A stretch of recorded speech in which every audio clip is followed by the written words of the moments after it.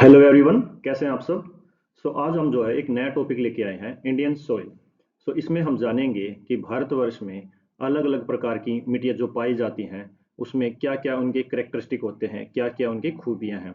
हम ये भी जानने की कोशिश करेंगे कि उन मिट्टी में या उन सॉइल्स में क्या कमियाँ हैं। और इसके अलावा हम ये भी देखेंगे कि आपके एग्ज़ाम पॉइंट ऑफ व्यू से क्या इसमें इम्पोर्टेंस है। तो चलिए स्टार्ट करते हैं, और आपसे एक रिक्वेस्ट है कि आप जो है वीडियो को पूरा देखा करें, ताकि हो सकता है कि आपके एग्ज़ाम्स में जो या कहीं आपने कुछ ऐसा पढ़ा हो जो आपने कवर अप ना किया हो, और आपका जो है इस वीडियो से कवर अप हो जाए या कोई नई बात आपको पता लग जाए। तो आई होप दैट आप जो है कोऑपरेशन करेंगे। तो चलिए स्टार्ट करते हैं। तो सबसे पहले हमें ये जानना है कि मिट्टी या सॉइल क्या होती है। अगर हम इसको सिंपल भाषा में देखें या डेफिनेशन में देखें तो अनकंसोलिडेटेड मटेरियल होता है। अनकंसोलिडेटेड मटेरियल क्या होता है, ये देखो मैं एग्जांपल देता हूँ आपको कि कोई चीज़ें कंसोलिडेट करना, मतलब कंसोलिडेट का मतलब होता है कि किसी चीज़ को आपने जो है कंसाइज कर दिया हो या एक एकत्रित कर दिया हो। लेकिन अनकंसोलिडेटेड का मतलब होता है कोई चीज़ें जो आप जो है उस चीज़ को इकट्ठा नहीं कर पा रहे हैं, मतलब कोई चीज़ कहीं है, कोई चीज़ कहीं है, या अलग अलग जगह पे है। तो वही केस, जैसे कोई अगर मैं सॉइल की बात करूं तो कहीं पत्थर है, या फिर कहीं बात करें रेत है, या कहीं बड़े बड़े चट्टाने। तो इस तरह से जो है अनकंसोलिडेट मटेरियल्स होते हैं या अनकंसोलिडेटेड स्थिति में होते हैं। तो यही वो कह रहा है कि सॉइल क्या होते हैं, अनकंसोलिडेटेड मटेरियल होता है। और ये कहाँ पे लाई करता है, ये अर्थ क्रस्ट पे लाई करता है। अर्थ क्रस्ट, तो आपको ये जानना है कहाँ पे लाई करता है, ये आपकी अर्थ पे, क्रस्ट पे, ठीक है। फिर अब थोड़ा सा और इसमें, अगर हम इसको अगर डेफिनेशन को बढ़ाएं या इसमें और इसमें इंक्लूड करें तो क्या कह सकते हैं कि एक मिक्स जो सॉइल होती है, आपकी जो मिट्टी होती है, वो एक इनऑर्गेनिक मटेरियल भी होती है। ठीक है, मिक्सचर ऑफ इनऑर्गेनिक। फिर हम कह सकते हैं इसमें वाटर होता है, इसमें पानी होता है, इसमें हवा होती है, या ऑर्गेनिक मैटर्स होते हैं। ऑर्गेनिक क्या होते हैं, जो जैसे लीव्स, ठीक है, या लिविंग बींग्स जो कि डिके हो जाती है, मतलब जो खराब हो जाती हैं, जो डेड हो जाती हैं, तो उससे क्या हो गया, ऑर्गेनिक मैटर्स बनते हैं। पेलिटस मतलब कूड़ा कचरा, या फिर इस तरह से ह्यूम्स आर्द्रताएं, या फिर लिविंग ऑर्गेनिजम्स, वही सेम बात मैंने इसमें लिखी है, वही ऑर्गेनिक मैटर में ही आ जाता है ये। फिर हम थोड़े से कुछ टर्म्स देख लेते हैं, जैसे पेडोलॉजी। पेडोलॉजी क्या होती है, देखो लॉजी मतलब to study. So pedo means soil. तो सब्जेक्ट वो विषय जो स्टडी करता है सॉइल को, तो यही आपकी पेडोलॉजी होती है, टू स्टडी द सॉइल। फिर पेडोजेनेसिस क्या होती है, जेनेसिस मतलब ओरिजन, ओरिजन, ठीक है। सोइल का जो है ओरिजिन कैसे हुआ, उसके बारे में जो है ये जो है पढ़ते हैं या फिर जानने की कोशिश करते हैं इस पेडोजेनेसिस में। तो यही एक टर्म से कई बार पूछा जाता है कि पेडोलॉजी क्या होती है और पेडोजेनेसिस क्या होती है। आप जो है अब आंसर कर पाएंगे। और आगे हम देखेंगे कि सोइल जो है कितने प्रकार की है और उसको कैसे डिवाइजन किया गया है। डिवीजन से पहले कुछ हम जो है एक दो तीन टर्म्स और हैं, उनको भी देख लेते हैं, जैसे सोइल होराइजन और सोइल प्रोफाइल। जैसा आप जो है एक बार इस पिक्चर्स में देख सकते हैं, जैसे ये सोइल होराइजन क्या होता है कि ये जोन्स होते हैं। जोन्स जैसे ये एक आपका ऑरेंज है, या फिर जो है या कहीं थोड़ा सा येलो कलर में, ये अलग अलग कलर्स में ये जोन्स डिवाइडेड होते हैं आपके सोइल्स के। यही मैंने डेफिनेशन लिखी है, लेयर्स या zones in a soil which have different colours होते हैं और कंपोजिशन होता है। ठीक है, किसी में मतलब कंकर पत्थर हो सकते हैं, या फिर मिट्टी, या फिर कहीं पानी, तो मतलब इसमें अलग अलग प्रकार के जो है मटेरियल्स कंपोजिशन होते हैं।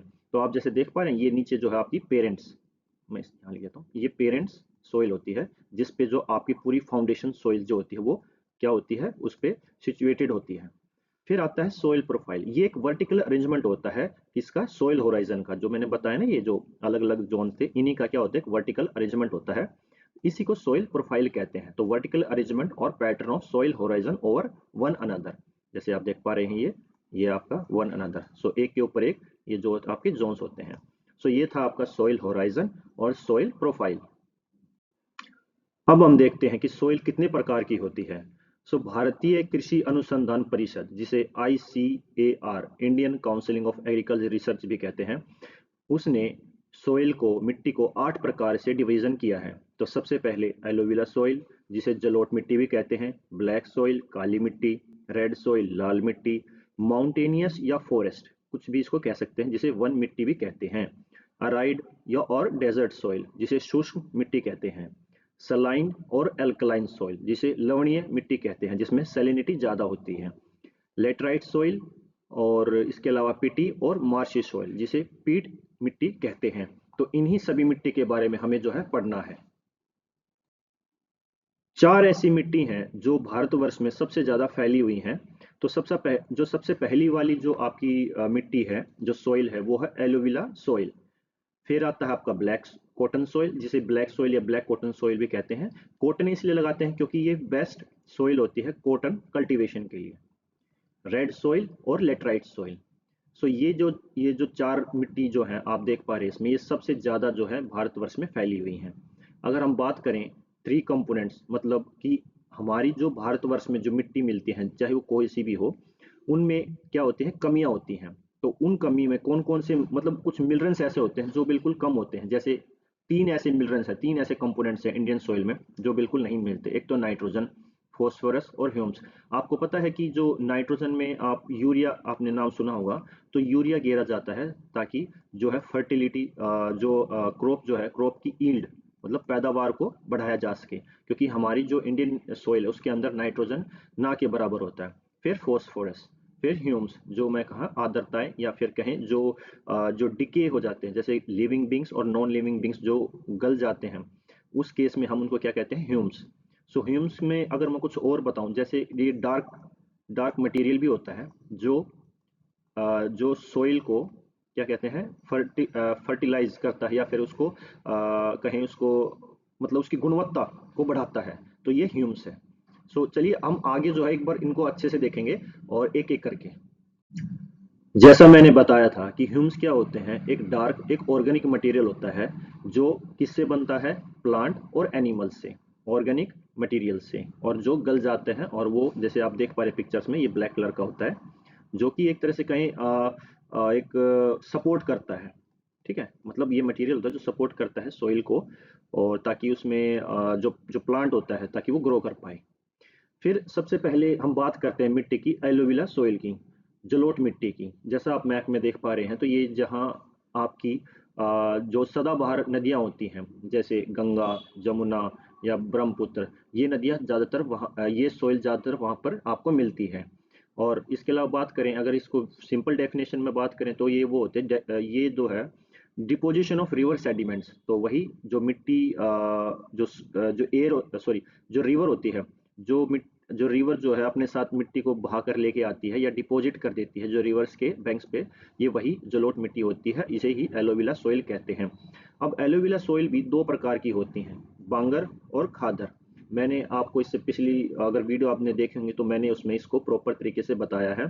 तो बांगर क्या होती हैं, जैसा आप इसमें देख पा रहे हैं कि ये जो नदियाँ जो होती हैं, जो नदी के साथ साथ जो मिट्टी होती है, उसे कहते हैं हम खादर। और जो थोड़ी सी ओल्ड हो जाती है उसे क्या कहते हैं, बांगर। जैसा आप देख पा रहे हैं, तो इसमें एक बार ये ग्रीन ग्रीन से, तो इसका मतलब ये जो है आपकी खादर है, और ये आपकी क्या है, बांगर।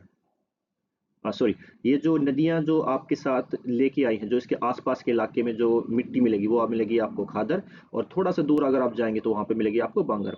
तो आप जो है एक बार याद भी रख सकते हैं, बांगर मतलब बकवास, मतलब अगर आपको एक ट्रिक या फिर याद करने का तरीका हो, और खादर मतलब खास। तो इस तरह से आप इसको याद कर सकते हैं। अब हम कुछ करेक्टरिस्टिक देख लेते हैं इसके। तो फर्टिलिटी की बात करें तो अब जो एलोविला सॉइल है, जो जलोढ़ मिट्टी है, वो रिच होती है किस में, पोटाश में और लाइम में, जिसे चूना भी कहते हैं। और कंपोजिशन की बात करें तो इसमें किस किस, मतलब कौन कौन सी चीजें जो कंपोजिट होकर बनी है ये एलोविला सॉइल, सैंड, सिल्ट और क्ले।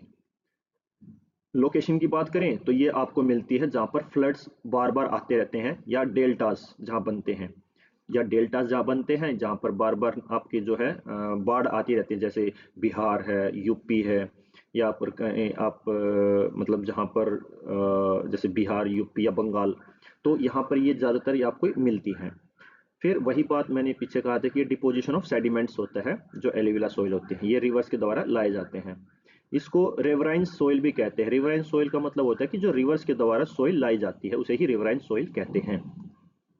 फिर देखते हैं हम इसमें क्या कमियां होती हैं सोइल में। नाइट्रोजन नहीं होता है, फॉस्फोरस नहीं होता है, ह्यूम्स नहीं होता है। वही तीन चीजें जो मैंने इससे पहले आपको बताई थी। नाइट्रोजन जैसे यूरिया हमारे यहाँ पे गेरा जाता है ताकि क्रॉप्स की जो प्रोडक्शन है वो बढ़ाई जा सके। हमारे यहाँ पर जो है, आपको एक चीज और बता देता हूँ थोड़ा सा एक्स्ट्रा इन्फॉर्मेशन के लिए, कि यूरिया जो है वो हम जो है बाहर से इंपोर्ट करते हैं, जैसे कहाँ कहाँ से, जैसे रशिया से। ठीक है, रशिया से इंपोर्ट करते हैं, या फिर बात करें हम यूएसए से भी करते हैं, क्योंकि यूरिया किस चीज से बना है? पेट्रोलियम प्रोडक्ट से। जो पेट्रोलियम प्रोडक्ट होते हैं ये पेट्रोलियम प्रोडक्ट में भी आते हैं। सो यूरिया आपका वहीं से बनता है। सो आई होप आपको ये समझ में आया होगा, काफी इंपॉर्टेंट है, तो आपको ये याद रखना है कि क्या क्या इसमें इंपॉर्टेंस। और सबसे पहले मैं आपको एक चीज बताता हूँ, देखो जो एग्जाम में अगर पॉइंट ऑफ व्यू से आएगा तो यही आ सकता है कि वो रिच किस में होती है, ठीक है, लोकेशन कौन सी है, और प्लस इसमें कमियां कौन कौन सी होती हैं, तो ये आपको मोस्ट इंपॉर्टेंट याद रखना है। अब हम बात करते हैं ब्लैक कॉटन सॉइल की।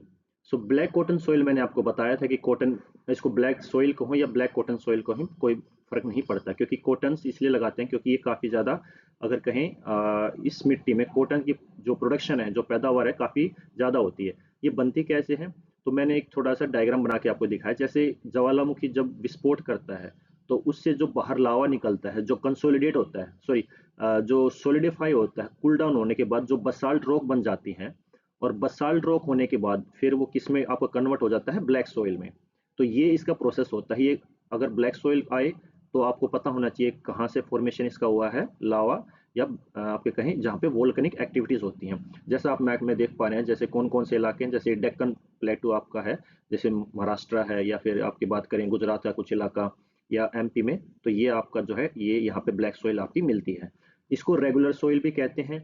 और रेगुलर सॉइल का अगर कई बार क्वेश्चन आता है कि ब्लैक सॉइल को क्या कहते हैं, रेगुलर सॉइल भी कहते हैं।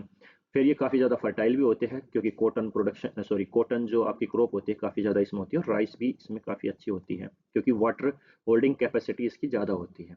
ये कहाँ कहाँ मिलती है? जैसे मैंने आपको बताया कि आपको महाराष्ट्र, गुजरात, मध्य प्रदेश, तेलंगाना और तमिलनाडु के कुछ इलाकों में भी ये पाई जाती है। ये किस रिच, मतलब इसमें कंपोनेंट कौन कौन से जो है ज़्यादा मिलते हैं? Potash, calcium, magnesium. लेकिन इसमें जो नाइट्रोजन और फॉस्फेट वही कि इसमें कम पाए जाते हैं।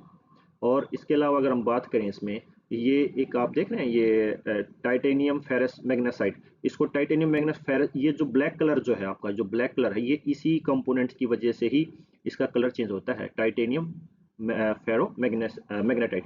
मैग्नेटाइट। सो आप अगर कई बार क्वेश्चन में आए तो आप इसको याद रख पाए। ब्लैक सोइल में एक पॉइंट और है कि ये सेल्फ प्लगिंग सोइल भी से कहते हैं, कि ये अपने आप जो है अगर कहीं सिंचाई कर लेती है, आप जिसे जब भी तो कहते हैं सेल्फ सेल्फ प्लगिंग सोइल। और क्योंकि इसकी वाटर होल्डिंग कैपेसिटी ज़्यादा होती है, जैसे मैंने पहले बताया, स्लो एब्जॉर्प्शन होता है और लॉस ऑफ मॉइस्चर कम होता है। सो ये एक पॉइंट था जो आपको रिमेंबर करना था। फिर आते हैं हम रेड मिट्टी, जैसे आप मिक्सचर में देख पा रहे हैं, तो रेड सॉइल ये कहाँ कहाँ पाई जाती है? जरा एक बार इस इंडियन मैप में देखना। देखो ये आपके छत्तीसगढ़ उड़ीसा वाला इलाका जो है, और ये आपका आंध्र प्रदेश और कुछ तमिलनाडु। सो आप कहें एक बार ये ईस्टर्न घाट की तरफ ये जो आपके रेड सॉइल आपको मिलती है यहाँ पे। रेड कलर इसका ज़्यादा क्यों होता है? कि इसमें आयरन ऑक्साइड की मात्रा ज़्यादा होती है, क्योंकि ऑब्वियसली बात है, कई बार जो लाल कलर है वो आयरन की वजह से ही होता है।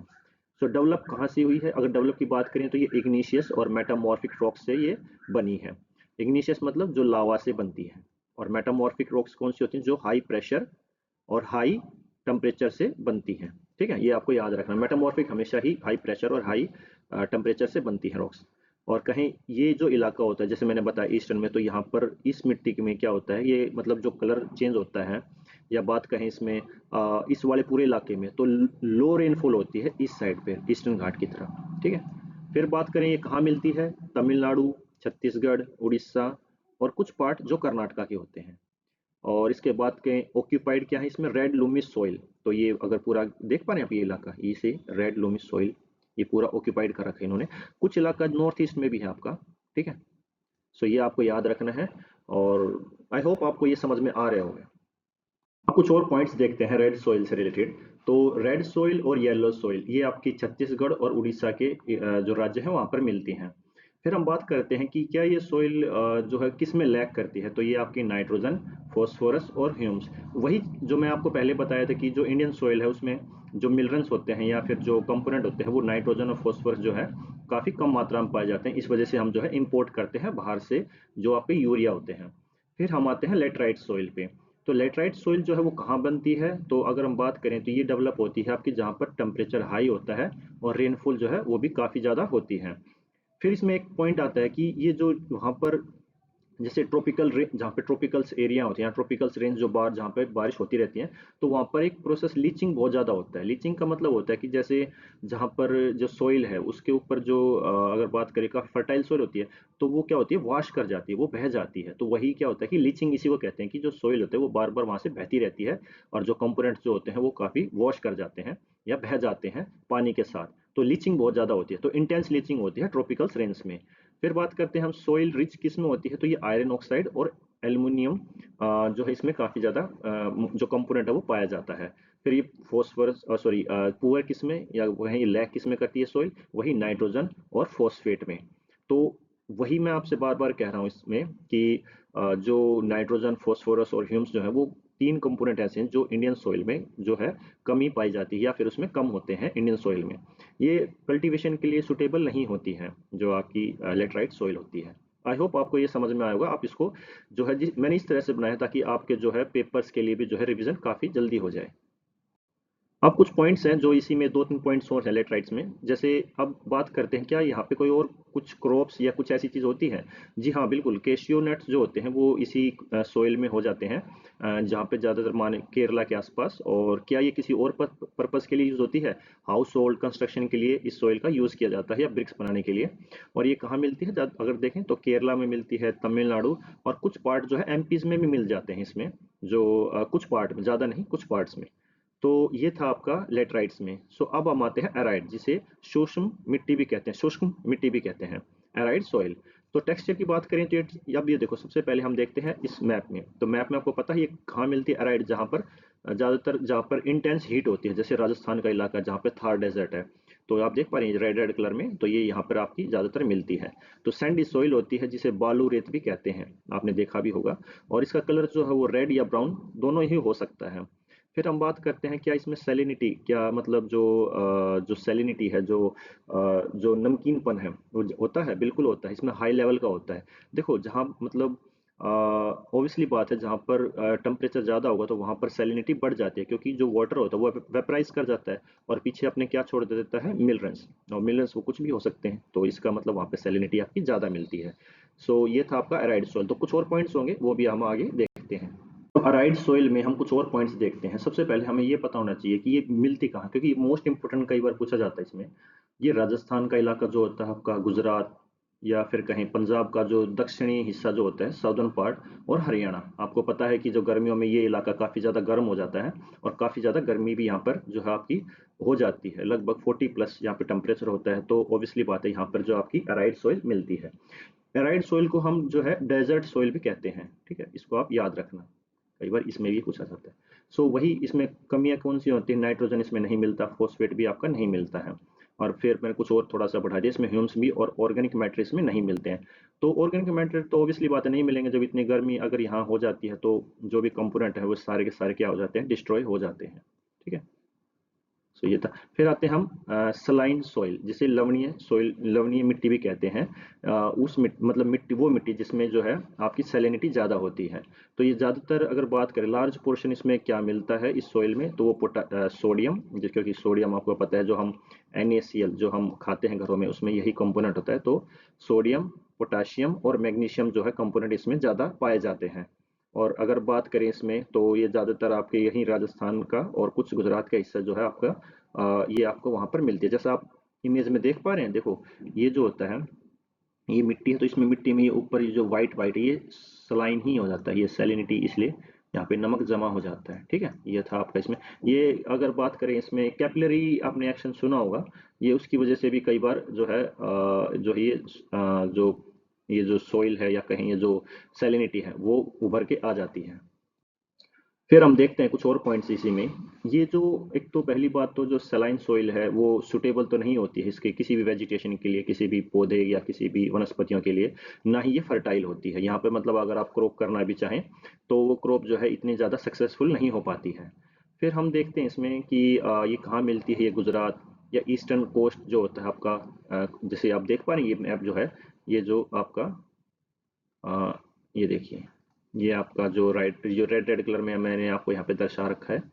सो ये यहाँ पर आपकी पाई जाती है ज़्यादातर, वेस्टर्न जो आपकी गुजरात है और आपका ईस्टर्न कोस्ट के इलाकों में।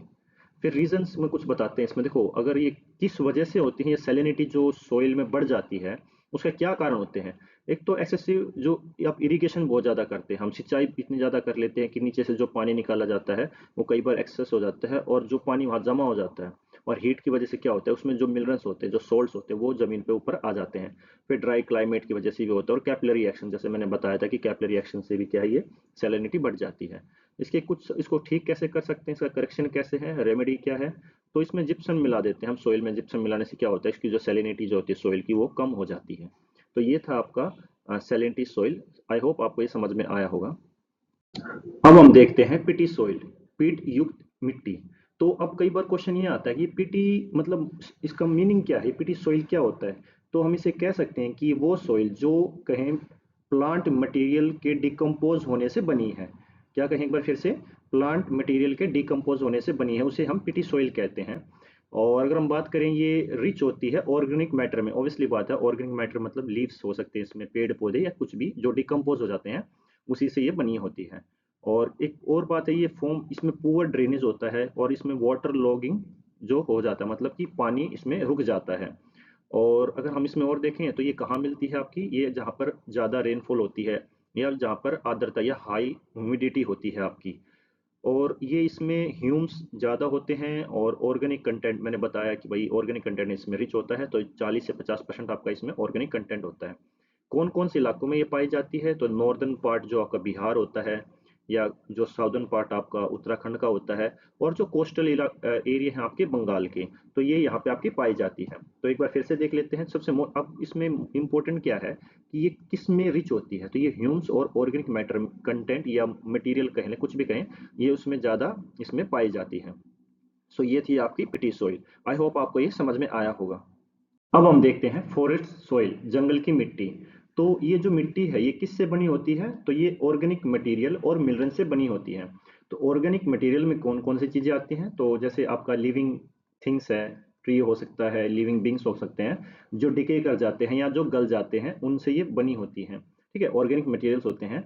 और अगर हम बात करें इसमें, तो ये कहाँ मिलती है, आपकी हिली और माउंटेनियस एरिया में ये आपकी पाई जाती है। जैसे आप देख पा रहे हैं मैप में, जैसे ये आपका उत्तराखंड वाला इलाका है, या फिर हिमाचल, ये सिक्किम और अरुणाचल प्रदेश, इसका मतलब ये हिमालयन जो रेंजेस हैं यहाँ पर ये मिट्टी पाई जाती है। फिर हम बात करें इसको, ये एक इमैच्योर भी जो कह सकते हैं इसको, इमैच्योर सोइल भी होती है। ठीक है, इमैच्योर सोइल होती है क्योंकि ये बनती रहती है और ये बहती रहती है, इन द सेंस अगर रिवर्स के द्वारा और इनके द्वारा भी। और अगर बात करें एसिडिक नेचर में होती है। एसिडिक क्योंकि देखो कई बार क्या होता है कि जो लिविंग थिंग्स होती हैं, अब वो क्या होंगी, वो गलना शुरू करेंगी, तो गलना शुरू करेंगी तो क्या होता है, उनमें से कुछ केमिकल्स जो है रिलीज होते हैं, जैसे मान लो कुछ गैसेस होती हैं जैसे CO2 या अमोनियम, कुछ इस तरह से। तो वो उस कंपोनेंट को क्या बना देती है, एक एसिडिक नेचर का बना देती हैं। ठीक है, तो तभी कहते हैं कि फॉरेस्ट सॉइल क्या होती है, एसिडिक नेचर में होती हैं। और कौन कौन से एरिया में मिलती हैं ये, जम्मू कश्मीर, लद्दाख, लद्दाख और हिमाचल प्रदेश, अरुणाचल प्रदेश और सिक्किम में ये पाई जाती हैं। अब बात करते हैं कि यहाँ पर जो है कौन कौन सी फसलें होती हैं, जैसे टी प्लांटेशन आप यहाँ पे होता है, फिर एप्पल्स की, सेब की खेतियाँ होती हैं, और बार्ले यहाँ पे जो। तो ये कुछ क्रॉप्स हैं यहाँ पर जो है, इसको क्रॉप को क्या है प्रोडक्शन होता है, या कहीं यहाँ पे ग्रो की जाती हैं। तो ये था आपका फॉरेस्ट सॉइल। और आई होप आपको इसमें समझ में आया होगा। इसमें मोस्टली आपसे पूछा जा सकता है कि कहाँ कहाँ ये मिट्टी मिलती है और क्या किस नेचर की होती हैं ये। लास्ट में हम देखते हैं मार्शी सॉइल या लिथोरल सॉइल भी इसको कहते हैं। और अब हमें देखना है कि ये मिलती कहाँ पर है। जैसे इसको दलदली मिट्टी भी कहते हैं। तो ये आपकी मार्शी सॉइल जहाँ पर दलदली इलाका होता है, ये वहाँ पे पाई जाती है। जैसे जहाँ पर ये सुंदरबन डेल्टा आपका बनता है, और या जहाँ पर कोस्टल एरिया में, जैसे गोदावरी और कृष्णा, जो रिवर्स हैं आपकी, जो है डेल्टास बनाती हैं। ठीक है, तो ये यहाँ पर आपके जो है जो ये मार्शी सोइल यहाँ पे मिलती है। और ये ऑर्गेनिक रिच होती है नेचर में। ठीक है, ऑर्गेनिक रिच मतलब बहुत सारे इसमें ऑर्गेनिक कंपोनेंट पाए जाते हैं। तो ये थे आपके जैसे कैल्शियम, मैग्नीशियम। ओके, एग्जाम्पल मैंने आपको दे दिया। तो ये था आपका सोइल चैप्टर। आई होप आपको ये समझ में आया होगा। ये काफ़ी इंपॉर्टेंट चैप्टर भी है आपके एग्जाम पॉइंट ऑफ व्यू से भी। और चाहे आप एनसीईआरटी करें ना करें, क्योंकि मैंने एनसीईआरटी का इसमें सारा कवर अप कर दिया है। तो अगर आप एनसीईआरटी पढ़ना चाहते हैं तो आप पढ़ सकते हैं, लेकिन मैंने उसमें से सब पॉइंट्स बनाकर इस वीडियो में डाल दिए गए हैं। तो आई होप आपको ये समझ में आया होगा। सो प्लीज़ इसको लाइक कीजिए, सब्सक्राइब कीजिए और शेयर कीजिए। Thank you.